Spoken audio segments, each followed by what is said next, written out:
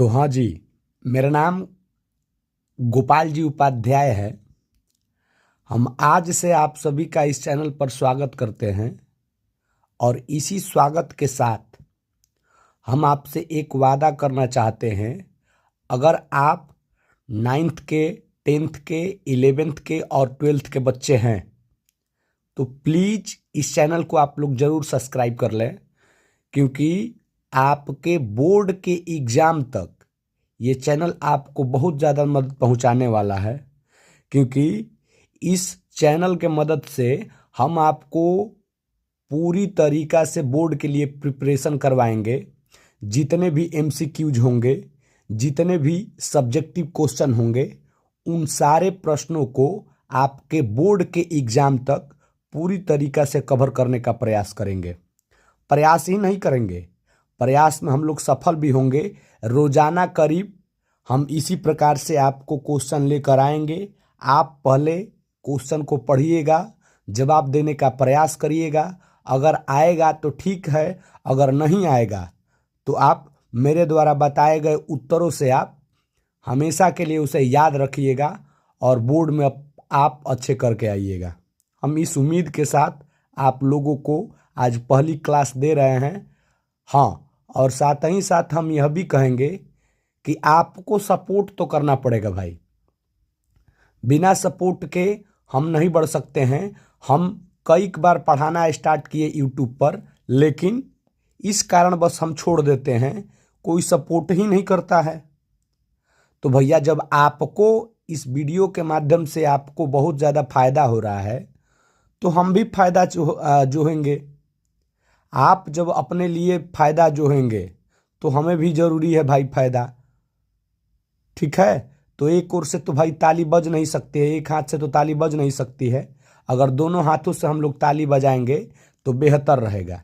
इसलिए विनम्रता से आपसे अनुरोध है कि अगर आप छात्र हैं तो इस चैनल को जरूर सब्सक्राइब करें और अपने जितने भी व्हाट्सएप ग्रुप हैं उन सारे व्हाट्सएप ग्रुप में अपने अपने फेसबुक के माध्यम से जहां भी आप इसे अपलोड करना चाहते हैं, यहां से डाउनलोड करके आप भेज सकते हैं अपने हित मित्र के पास, अपने दोस्तों के पास। जो दोस्त आपके क्लास 12th में है, 11th में है, 10th में है, 9th में है, तैयारी कर रहे हैं, तो आप भेज सकते हैं। ठीक है ना। आइए हम लोग अपने पहले क्वेश्चन की ओर बढ़ते हैं और देखते हैं क्या होगा इसका सही जवाब। तो आज क्लास 12th का चैप्टर नंबर 1 है जिसका नाम है सॉलिड स्टेट, ठोस अवस्था। आज इसका हम लोग ऑब्जेक्टिव क्वेश्चन देखेंगे। क्लास नंबर 1 रहेगा। इसी प्रकार से हमारी क्लास रोजाना आपको मिलती रहेगी। ठीक है, तो बात करेंगे हम लोग। HCP संरचना का पैकिंग फ्रैक्शन निम्नलिखित में से कौन सा है? आपको बताना है कि हेक्सागोनल क्लोज पैकिंग, षष्ठकोणीय निबिड़ संकुलन संरचना का पैकिंग इफिशियंसी या पैकिंग फ्रैक्शन निम्नलिखित में से कौन सा है? ऑप्शन नंबर ए है 0.68, 0.74। ऑप्शन नंबर सी है 0.50। ऑप्शन नंबर डी है 0.54। अगर आप सॉलिड स्टेट को बेहतर ढंग से पढ़े होंगे तो इस प्रश्न का जवाब आपको पता होगा। इसका ऑप्शन होगा, ऑप्शन नंबर बी होगा।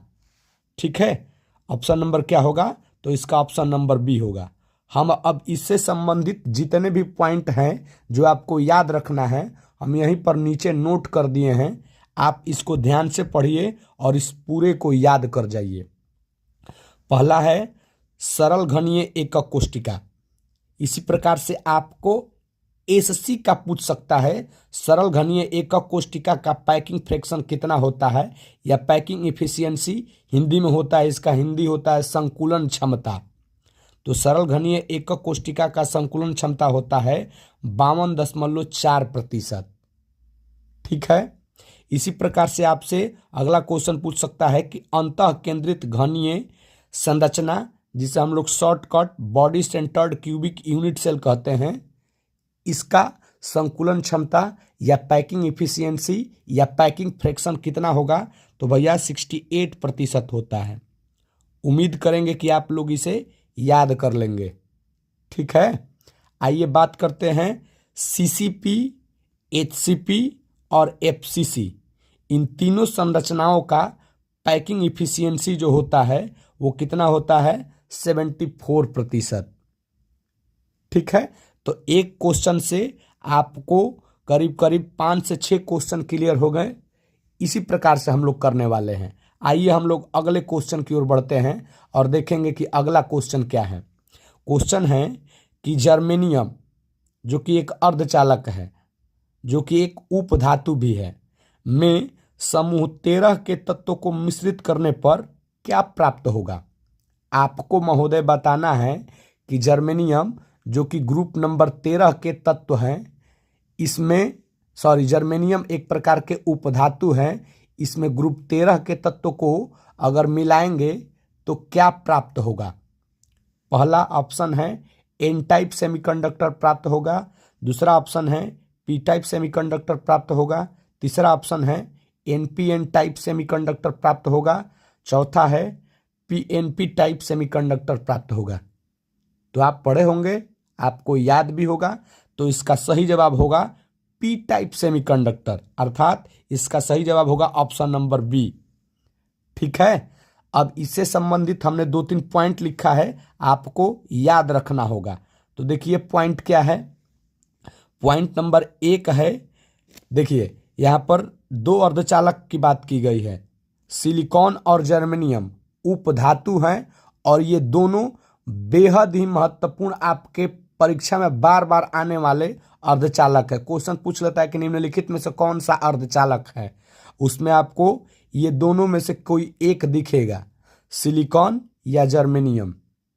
ठीक है, ये दोनों एक प्रकार के उपधातु हैं और उपधातु के साथ साथ ये अर्धचालक की भांति व्यवहार करते हैं। अब देखिए हमने क्या लिखा है कि अगर सिलिकॉन या जर्मेनियम यानी कि अर्धचालक के साथ अगर आप ग्रुप 13 के तत्वों को अशुद्धि के तौर पर मिलाते हैं, तो ग्रुप 13 के तौर पर अगर आप अशुद्धि के तौर पर मिलाएंगे तो आपको पी टाइप सेमीकंडक्टर प्राप्त होता है। क्या प्राप्त होगा? तो पी टाइप सेमीकंडक्टर मिलेगा। ठीक है, और अगर आप अर्धचालक के साथ यानी कि सिलिकॉन और जर्मेनियम के साथ अगर आप ग्रुप नंबर 15 के तत्वों को मिक्स करेंगे अशुद्धि के तौर पर, तो जो अर्धचालक प्राप्त होगा उसे एन टाइप सेमीकंडक्टर कहते हैं। आपको पता होना चाहिए कि अर्धचालक 2 प्रकार के होते हैं, एन टाइप अर्धचालक और पी टाइप अर्धचालक। तो अगर आप एन टाइप अर्धचालक प्राप्त करना चाहते हैं तो उपधातु सिलिकॉन और जर्मेनियम के साथ आपको ग्रुप नंबर 15 के तत्वों को मिक्स करना पड़ेगा। और अगर आप किसको प्राप्त करना चाहते हैं, सिलिकॉन और जर्मेनियम के थ्रूअर आप पी टाइप सेमीकंडक्टर प्राप्त करना चाहते हैं, तो आपको ग्रुप नंबर 13 के तत्वों को मिक्स करना होगा। अगले क्वेश्चन पर बढ़ेंगे हम लोग। क्वेश्चन है अगला हमारा, ध्यान से पढ़िए आप लोग। विषम संख्या युक्त इलेक्ट्रॉन वाले परमाणु क्या कहलाते हैं? बताना है आपको कि विषम संख्या युक्त, अगर किसी स्पीसीज के पास विषम संख्या में इलेक्ट्रॉन है तो उस परमाणु को क्या कहेंगे? आप अणुचुंबकीय कहेंगे, आप प्रतिचुंबकीय कहेंगे, या आप अणुचुंबकीय प्रतिचुंबकीय दोनों कहेंगे? ऑप्शन नंबर डी है नॉन ऑफ दीज।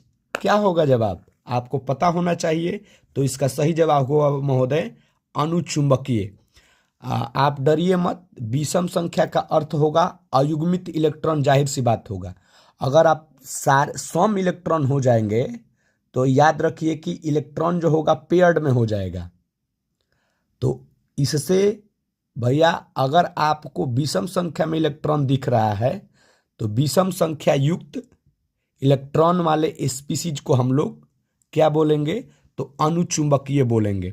जैसे हमने लिखा है कि सभी इलेक्ट्रॉन अगर पेयर्ड में हो जाए, सभी इलेक्ट्रॉन युग्मित हो जाए तो वह स्पीसीज प्रतिचुंबकीय कहलाता है। जैसे प्रतिचुंबकीय के तौर पर हमने लिखा है H2O, NaCl, C6H6 और TiO2। महत्वपूर्ण है, इन चारों उदाहरणों को आप लोग याद कर जाइएगा। C6H6 बार बार आपके बोर्ड के एग्जाम में हमने देखा है, तो इसलिए यहाँ पर हमने रख दिया है। ये सारे जो हमने लिखा है चारों, C6H6, H2O, NaCl और TiO2, ये चारों भैया प्रतिचुंबकीय हैं। ठीक है, कोई दिक्कत? आगे बात करेंगे हम लोग। अगर एक भी इलेक्ट्रॉन अयुग्मित हो जाए तो ऐसे स्पीसीज को आप लोग क्या बोलेंगे? तो ऐसे स्पीसीज को आप लोग अनुचुंबकीय बोलेंगे। जैसे O2, Cu2 plus, Fe3 plus, Cr3 plus, VO2। ठीक है, अगले क्वेश्चन पर हम लोग बढ़ेंगे। अगला क्वेश्चन है कि बीसीसी एकक कोष्टिका में परमाणुओं की संख्या कितनी होगी? आपको बताना है कि body centred cubic unit cell में एटम्स की संख्या कितनी होती है। आपका ऑप्शन है 1, ऑप्शन नंबर बी है 2, ऑप्शन नंबर सी है 3, ऑप्शन नंबर डी है 4। क्या होगा? ज्ञात होगा आपको अगर आप पढ़े होंगे तो इसका सही जवाब होगा ऑप्शन नंबर बी, 2। ठीक है, अब इससे संबंधित हमने पॉइंट लिखा है कि अगर आपसे पूछ लेता है कि सरल घनीय यूनिट सेल में परमाणुओं की संख्या कितनी होगी, तो महोदय 1 होता है। अगर बीसीसी में पूछ ले परमाणुओं की संख्या कितनी होती है, तो याद कर जाइए 2 होता है। अगर एफसीसी में पूछ लेता है तो परमाणुओं की संख्या 4 होती है। अब सरल घनीय यूनिट सेल हो गया, दूसरा का हो गया अंतः केंद्रित घनीय एकक कोष्टिका, बीसीसी का फुल फॉर्म होगा हिंदी में। एफसीसी का फुल फॉर्म होता है face centred cubic unit cell, फलक केंद्रित घनीय एकक कोष्टिका। अगले पर बात करेंगे हम लोग, ताप वृद्धि के साथ किसके विद्युत चालकता में कमी होती है? अगर ताप इंक्रीज कराएंगे तो किसके चालकता में कमी देखने को मिलेगा? धात्विक का, धातु का जिसे सुचालक बोलेंगे, अर्धचालक, सी अचालक, चौथा है डी। क्या होगा? तो ताप वृद्धि के साथ धात्विक चालकता में आपको कमी देखने को मिलेगा।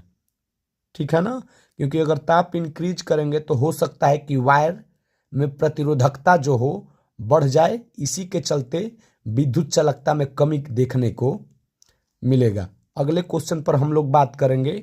अगला क्वेश्चन आप लोग ध्यान से पढ़िए।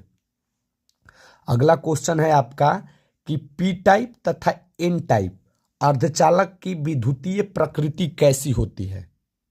आपको बताना है कि पी टाइप तथा एन टाइप सेमीकंडक्टर की विद्युतीय नेचर कैसी होती है। ऑप्शन ए है ऋणात्मक धनात्मक, ऑप्शन बी है धनात्मक ऋणात्मक, ऑप्शन सी है उदासीन और ऑप्शन डी है नॉन ऑफ दीज।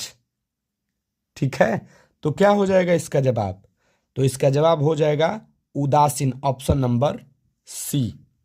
ठीक है, कोई दिक्कत? अगले क्वेश्चन पर हम लोग बात करेंगे कि NaCl में Cl का उप सहसंयोजन संख्या कितनी होती है?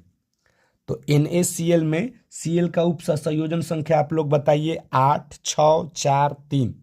तो महोदय 8 होता है। ज्ञात होगा आपको अगर आप थोड़ा सा ही पढ़े होंगे तो। अगले क्वेश्चन पर चलेंगे हम लोग। समान परमाणुओं युक्त, क्या बताना है? समान परमाणुओं युक्त एफसीसी संरचना में प्रति एकक कोष्टिका चतुष्फलकीय रिक्तियों की संख्या कितनी होगी? आपको बताना है कि face centred cubic unit cell में प्रति एकक कोष्टिका में टेट्राहेड्रल वॉइड्स की संख्या कितनी होगी? ऑप्शन ए है 4, ऑप्शन बी है 6, ऑप्शन सी है 8, ऑप्शन डी है 12। क्या होगा?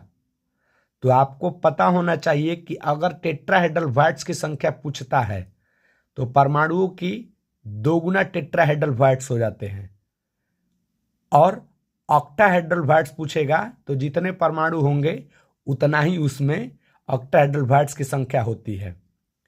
ठीक है, तो गौर से देखिए एफसीसी में परमाणुओं की संख्या कितनी होती है? तो एफसीसी में 4 होता है, इसलिए टेट्राहेड्रल वॉइड्स की संख्या कितनी होगी? 8 होगी। अगर ऑक्टाहेड्रल वॉइड्स यहीं पर पूछ लेता तो 4 ही हो जाता। ठीक है ना, तो आज हम लोग इतना ही क्वेश्चन रखेंगे। पहला दिन था, हमने चेक भी किया कि क्या ठीक रहेगा कि नहीं। आप अपनी राय जरूर बताइएगा।